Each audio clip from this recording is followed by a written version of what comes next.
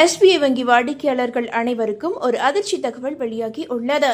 அதாவது வாடிக்கையாளர்கள் அனைவருக்குமே எஸ்பிஐ வங்கி தற்போது செக் வைத்து விட்டது. மே 1ஆம் தேதி புதிய விதிமுறைகள் அனைத்துமே அமலாக இருப்பதாக தகவல்கள் கிடைத்துள்ளது. இந்த புதிய விதிமுறைகளை தெளிவாக தெரிந்து கொள்வதற்கு முன்பாக இந்த ஒரு வீடியோக்கு லைக் தட்டி விட்டுட்டு வீடியோவை கண்டினியூவா பாருங்க ஃப்ரெண்ட்ஸ். அதாவது வழக்கமான கட்டணத்துடன் கூடுதலாக ₹100 ஒவ்வொரு மாதமும் இனி சேர்க்கப்படுமா? நிலுவைத் தொகை முழுமையாக செலுத்தும் வரை இது தொடரும் என வங்கி அதிரடியாக அறிவித்து உள்ளது. ஸ்டேட் பேங்க் ஆஃப் இந்தியா தனது கிரெடிட் கார்டு வாடிக்கையாளர்களுக்கு அதிர்ச்சி அளிக்கக்கூடிய வகையில் சில முக்கிய நிபந்தனை மாற்றங்களை அறிவித்து உள்ளது. அதாவது இந்த மாற்றங்கள் அனைத்துமே வரும் மே 1ஆம் தேதி முதலிலிருந்து நடைமுறைக்கு வரவுள்ளது என்பது குறிப்பிடத்தக்கது. எஸ்பிஐ கிரெடிட் கார்டில் மே 1 முதல் புதிய தாமத கட்டண விதி அமலுக்கு வருகிறது. முன்பு ₹500 வரை நிலுவைத் தொகைக்கு அபராதம் இல்லை என்ற சலுகை நீக்கப்பட்டு இனி ₹100க்கு மேல் நிலுவை இருந்தாலே கட்டணம் விதிக்கப்படுமாம். ₹101 முதல் 500க்கு ₹100 அபராதமும், ₹501 முதல் 1000க்கு ₹500 அபராதமும் வசூலிக்கப்படுமாம். உதாரணமாக ₹800 நிலுவை இருந்தால் ₹500 அபராதம் செலுத்த வேண்டி இருக்கும்.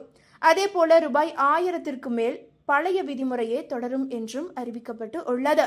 பணம் செலுத்துவதில் தொடர்ந்து தவறினால், அதாவது இந்த பணத்தை செலுத்தும் போது திரும்ப தாமதம் செய்து கொண்டே இருந்தால் கூடுதல் அபராதம் விதிக்கப்படுமாம். 2 முறை குறைந்தபட்ச தொகையை செலுத்த தவறினால் வழக்கமான கட்டணத்துடன் கூடுதலாக ₹100 ஒவ்வொரு மாதமும் சேர்க்கப்படுமாம்.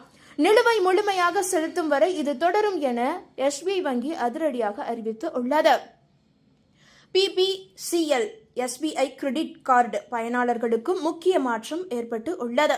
அதாவது வருடாந்திர கட்டண விலக்கு பெற ₹50,000 ₹1,00,000 செலவு செய்ய வேண்டிய கட்டாயம் தற்போது உருவாகி உள்ளது. அதேபோல ரிவார்டு பாயிண்டுகள் 90 முதல் 120 நாட்களுக்குள் பயன்படுத்தப்பட வேண்டும். இல்லையெனில் அவை காலாவதி ஆகிவிடுமாம்.